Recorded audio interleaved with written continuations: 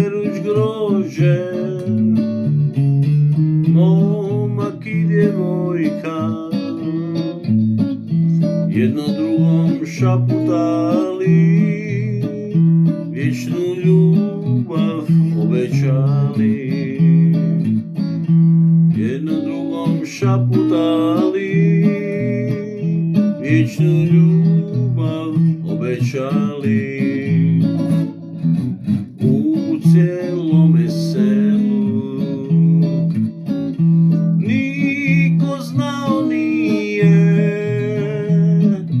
da se oni u tom kraju potajno sastaju, napravili divnog hlada usred njenog vinograda. Napravili divnog hlada usred njenog vinograda. Ali jednog dana saznala je majka i zatekla oba dvoje, zagrljeni stoje, uplašeni i bez riječi. Što će majka sada reći?